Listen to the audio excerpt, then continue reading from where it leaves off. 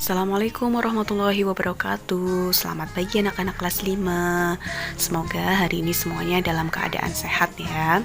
Hari ini kita akan belajar tema 1, subtema 3, pembelajaran yang keempat.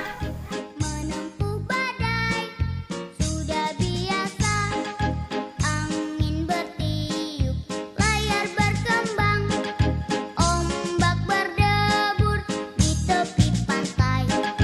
Pemuda berani bangkit sekarang, ke laut kita beramai-ramai. Ya, itu tadi adalah lagu berjudul Nenek Moyangku. Lani senang sekali mendengar penjelasan mengenai kejayaan bahari nenek moyang dari ayahnya saat mengunjungi tempat produksi gerabah. Dia pun teringat akan sebuah lagu tentang kegagahan nenek moyang bangsa Indonesia dalam mengarungi lautan. Dia pun spontan menyanyikan lagu di hadapan ayah dan para pengrajin gerabah. Semua orang yang mendengarkan senang dan terhibur. Kisah kejayaan bahari bangsa Indonesia sebagai negara maritim pada masa lalu membuat kita bahagia. Akankah masa-masa tersebut dapat terulang lagi sekarang atau ke depan? Sekarang mari kita baca bacaan berjudul Kapal Pinisi, Kapal Penjelajah Dunia. Kapal Pinisi adalah sebuah kapal layar kebanggaan masyarakat Sulawesi Selatan, bahkan juga menjadi kapal kebanggaan bangsa Indonesia. Ketangguhan dan ketenaran kapal ini telah terdengar di seluruh penjuru dunia. Sudah sejak sekitar abad 14, kapal Pinisi berlayar dan menjelajah samudra di seluruh dunia. Konon, Pinisi ini diambil dari nama seseorang yang bernama Pinisi. Suatu ketika, dia berlayar melewati pesisir pantai Bira. Dia melihat rentetan kapal di laut. Kemudian dia menegur salah seorang nahkoda kapal tersebut bahwa layar yang digunakannya masih perlu diperbaiki. Sejak saat itu, orang Bira berpikir dan mendesain layar sedemikian rupa dan akhirnya berbentuk layar Pinisi yang seperti sekarang ini. Atas teguran orang tersebut, maka orang-orang Bira memberi layar itu dengan nama Pinisi. Kapal Pinisi adalah kapal istimewa. Kapal ini dibuat oleh tangan-tangan ahli tanpa menggunakan peralatan canggih dan modern. Seluruh bagian kapalnya terbuat dari kayu dan dirangkai tanpa menggunakan paku. Meskipun demikian, kapal ini telah membuktikan ketangguhannya dalam mengarungi samudra dan menjelajah negara-negara dunia. Banyak upacara atau ritual yang dilakukan dalam membuat kapal Pinisi, mulai dari pencarian hari baik untuk memulai pembuatan, upacara atau ritual mengusir roh jahat saat akan menebang kayu yang akan digunakan untuk membuat kapal Pinisi, upacara atau ritual peletakan lunas, dan pemasangan pengapit lunas. Kemudian memasuki proses penggabungan dan pendempulan badan kapal. Pada proses terakhir dilakukan peluncuran. Namun sebelumnya juga diadakan upacara atau ritual selamatan. Semua upacara atau ritual itu dilakukan semata-mata untuk mengharapkan keselamatan dan kesejahteraan bagi pembuat, pemilik, dan penumpang kapal Pinisi. Peluncuran kapal Pinisi dilakukan pada saat air laut pasang dan matahari sedang naik. Ketika kapal sudah mengapung di laut, barulah tiang dan layar dipasang. Kapal yang diluncurkan biasanya sudah siap dengan awaknya. Adapun kepala tukang bertindak sebagai pelaksana utama upacara dan duduk di sebelah kiri. Doa dan mantra pun diucapkannya. Walaupun terbuat dari kayu, kapal ini mampu bertahan dari terjangan ombak besar di laut lepas. Kapal Pinisi satu-satunya kapal kayu besar dari sejarah masa lampau yang masih diproduksi hingga sekarang. Kapal Pinisi sendiri umumnya memiliki 2 tiang layar utama dan 7 buah layar. 2 tiang layar pada Pinisi menyimbolkan 2 kalimat syahadat, sedangkan ke-7 layarnya melambangkan jumlah ayat dalam surat Al-Fatihah. Ada beberapa jenis kapal Pinisi, tetapi yang pada umumnya Pinisi itu ada 2 jenis. Yang pertama Lamba atau Lambo, merupakan Pinisi modern yang dilengkapi dengan motor diesel atau PLM. Yang kedua adalah Palari, merupakan bentuk awal Pinisi yang melengkung dan ukurannya lebih kecil dibandingkan dengan Lamba. Kapal pinisi biasanya digunakan sebagai kapal pengangkut barang antar pulau.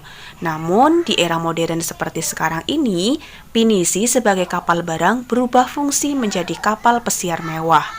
Pinisi dibuat dengan interior yang mewah dan dilengkapi peralatan menyelam dan peralatan permainan wisata bahari. Kapal pinisi juga dijadikan lambang salah satu gerakan WWF, yakni SOSARK. Gerakan ini merupakan gerakan untuk penyelamatan dan pelestarian hiu. Membanggakan bukan? Nah, setelah kita membaca bacaan tadi, kita bisa menentukan ide pokok dari masing-masing paragraf. Paragraf yang pertama, ide pokoknya adalah kapal pinisi adalah sebuah kapal layar kebanggaan masyarakat Sulawesi Selatan. Itu adalah ide pokok pada paragraf yang pertama, terletak di awal paragraf. Untuk paragraf kedua dan sampai paragraf ke-10 nanti bisa kalian baca ya sendiri ya, dan temukan sendiri ada di kalimat nomor berapa, apakah pertama atau mungkin yang terakhir. Kalian baca sendiri ya. Jika nenek moyang kita saja mampu berjaya dengan konsep negara maritimnya, maka sudah seharusnya lah kita sebagai generasi penerus juga bisa berjaya. Banyak faktor yang bisa menjadikan bangsa kita jaya. Telah dibahas dalam pembelajaran sebelumnya berbagai potensi kemaritiman dan kepulauan Indonesia. Potensi-potensi tersebut harus bisa dimanfaatkan secara maksimal dan bertanggung jawab untuk mewujudkan cita-cita bangsa Indonesia. Pada pembelajaran sebelumnya telah kamu ketahui pengaruh kondisi geografis bangsa Indonesia sebagai negara maritim atau kepulauan terhadap kehidupan ekonomi dan sosial masyarakat. Sekarang akan kita pelajari pengaruhnya terhadap kehidupan budaya dan transportasi masyarakat. Pengaruh kondisi geografis Indonesia sebagai negara maritim terhadap budaya masyarakat. Kondisi geografis berupa kepulauan yang terdiri atas lebih dari 13.000 dan tersebar dari Sabang sampai Merauke mengakibatkan beragamnya budaya bangsa Indonesia. Masing-masing daerah atau pulau memiliki budayanya masing-masing yang berbeda dengan daerah atau pulau yang lain. Masyarakat Indonesia terdiri atas ratusan suku bangsa yang tersebar di lebih dari 13.000 pulau. Setiap suku memiliki karakteristiknya masing-masing, salah satunya budaya. Budaya antara suku bangsa satu dengan yang lain juga berbeda-beda, seperti bahasa, adat istiadat, tradisi, sistem kepercayaan, dan sebagainya. Ciri keragaman budaya lokal Indonesia dapat dilihat dari hal-hal sebagai berikut. Yang pertama, keragaman suku bangsa. Nenek moyang bangsa Indonesia itu berasal dari Yunan, Cina Selatan. Mereka berimigrasi kemudian bercampur dengan penduduk indigenos dan Indo-Aryan dari Asia Selatan. Kemudian terus berkembang hingga membentuk suku-suku bangsa. Suku-suku bangsa di Indonesia diklasifikasikan menjadi 19 suku bangsa induk. Yang kedua, keberagaman bahasa. Indonesia masuk ke dalam rumpun bahasa Austronesia atau Australia Asia. Rumpun ini terbagi menjadi dua subrumpun lagi, yakni bahasa Austronesia Barat atau Indonesia Melayu dan bahasa Austronesia Timur atau Polinesia. Dari subrumpun bahasa tersebut masih terbagi lagi ke dalam wilayah-wilayah bahasa. Yang ketiga adalah keberagaman religi. Indonesia memiliki keberagaman agama atau kepercayaan. Di Indonesia terdapat 6 agama yang diakui secara resmi oleh pemerintah, yaitu Islam, Katolik, Kristen, Hindu, Buddha, dan Konghucu. Selain itu juga berkembang aliran-aliran kepercayaan. Yang keempat, keberagaman seni dan budaya. Suku bangsa yang beragam di Indonesia tentu menghasilkan kebudayaan yang beragam pula. Salah satu wujudnya adalah kesenian, baik seni sastra, seni tari, seni musik, seni drama, atau pertunjukan seni rupa dan sebagainya. Keberagaman budaya memberikan manfaat bagi bangsa kita. Misalnya dalam bidang bahasa, kebudayaan daerah yang berwujud dalam bahasa daerah dapat memperkaya perbendaharaan istilah dalam bahasa Indonesia. Sementara itu, dalam bidang pariwisata, potensi keberagaman budaya dapat dijadikan sebagai objek atau tujuan wisata sehingga bisa menghasilkan devisa bagi bangsa. Pemikiran yang timbul dari sumber daya di daerah-daerah bisa menjadi acuan bagi pembangunan nasional. Adapun dampak dari segi kebudayaan diantaranya ialah sebagai berikut. Yang pertama, karena mudahnya pengaruh luar masuk ke Indonesia, maka masyarakat Indonesia itu lebih mengenal budaya asing. Seperti dalam bidang musik, masyarakat Indonesia itu lebih tahu musik luar seperti hip hop, jazz, R&B daripada lagu daerah seperti karawitan atau gambang keroncong. Tidak hanya pada lagu, budaya lain seperti tari-tarian dan bahasa pun mulai luntur. Yang kedua, tontonan dan adegan dalam film yang kurang bahkan tidak pantas membawa efek buruk bagi bangsa Indonesia. Sebagian besar adegan tersebut ditiru oleh artis-artis dalam negeri dan masyarakat menganggapnya sebagai gaya hidup, semacam pusat gaya yang perlu ditiru, terutama oleh anak muda. Padahal itu membuat turunnya nilai moralitas bangsa. Yang ketiga, dikenalnya kebudayaan Indonesia akibat ramainya perdagangan dan pariwisata yang ada di Indonesia. Lalu yang keempat, timbulnya beraneka ragam kebudayaan dan adat akibat pengaruh luar. Contohnya, wayang di Jawa yang terinspirasi dari cerita dari India dan hukum adat di Aceh yang terpengaruh oleh hukum Islam. Nah, sekarang coba kita amati bersama, amati gambar-gambar berikut. Berilah tanda centang pada gambar yang menunjukkan budaya asli Indonesia. Dan berilah tanda silang pada gambar yang menunjukkan budaya hasil dari percampuran atau peleburan dengan budaya dari luar negeri. Yang pertama ada gambar, apa ya? Keroncong ya. Itu bagaimana? Iya, itu adalah budaya asli dari Indonesia. Walaupun ada sedikit campuran dari budaya luar ya, tapi keroncong itu masuk dalam budaya asli Indonesia. Yang kedua ada gambar ya, Reog Ponorogo itu merupakan budaya asli dari Indonesia.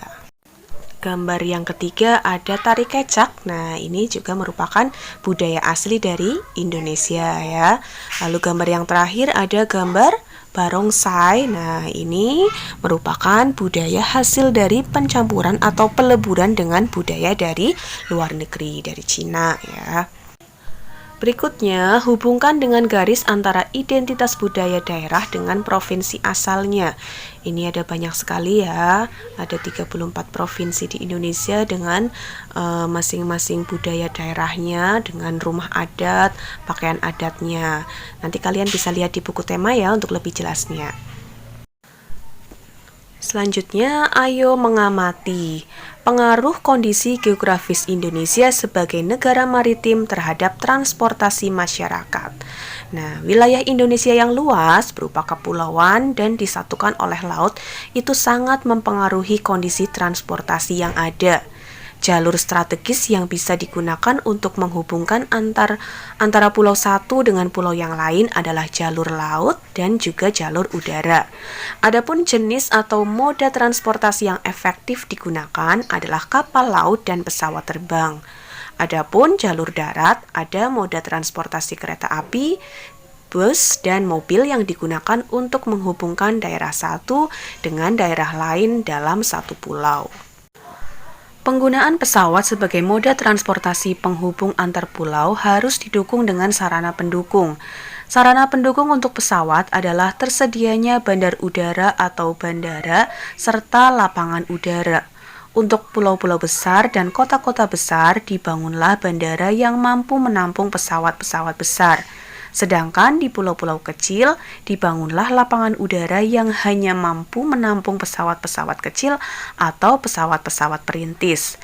Begitu pula dengan penggunaan kapal sebagai moda transportasi penghubung antar pulau, harus didukung dengan ketersediaan pelabuhan yang memadai.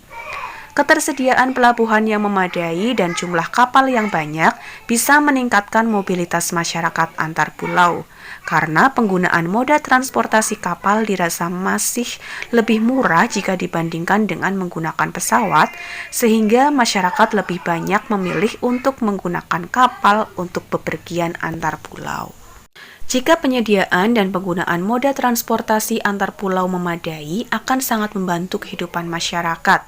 Mengingat luas wilayah Indonesia yang sangat luas dan berupa kepulauan, sehingga mempengaruhi pemerataan program pembangunan dan hasil-hasilnya. Sehingga kemajuan tidak hanya berpusat pada daerah-daerah tertentu saja. Ada daerah yang sangat maju, namun ada daerah yang masih sangat tertinggal. Harga barang kebutuhan di satu pulau berbeda dengan harga kebutuhan di pulau lain. Hal tersebut merupakan contoh kecil dampak negatif kondisi geografis bangsa Indonesia sebagai negara maritim atau kepulauan. Adapun dampak positifnya, khususnya bagi perkembangan alat transportasi, adalah terpacunya bangsa Indonesia untuk membangun dan mengembangkan industri pesawat dan perkapalan.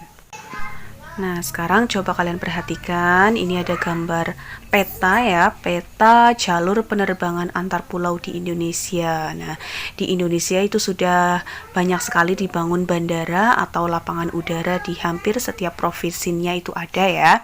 Nanti kalian cari tahu di setiap provinsi itu ada bandara apa saja. Nah, kalian cari tahu, lalu kalian catat ya.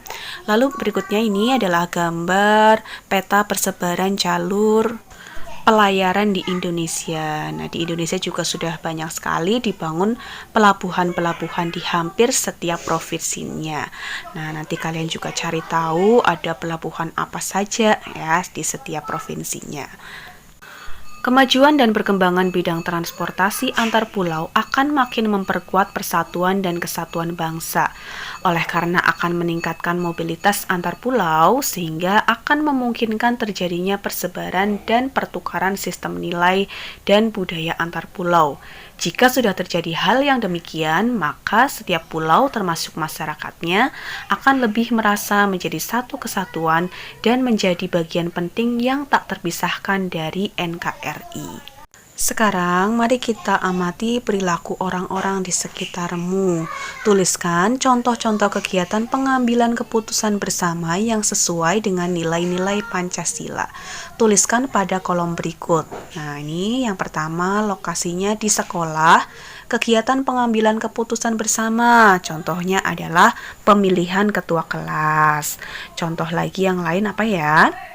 Menentukan tempat wisata ya, ini juga termasuk contoh kegiatan pengambilan keputusan bersama di lingkungan sekolah. Lalu di lingkungan rumah, contohnya apa ya, di rumah ya bersama keluarga, mungkin pelaksanaan ini ya, pemilihan tempat wisata juga bisa di rumah, atau pembagian tugas bersih-bersih di rumah juga bisa. Yang ketiga, lingkungan masyarakat, contohnya pemilihan ketua RT ya, pelaksanaan kerja bakti, lalu menentukan tugas ronda, pemilihan kepala desa juga termasuk itu di lingkungan masyarakat. Berikutnya di lingkungan bangsa dan negara, contoh pengambilan keputusannya pemilu ya, baik itu pemilihan presiden, anggota DPR, DPD maupun pemilihan kepala daerah atau pilkada, itu contoh di lingkungan bangsa dan negara.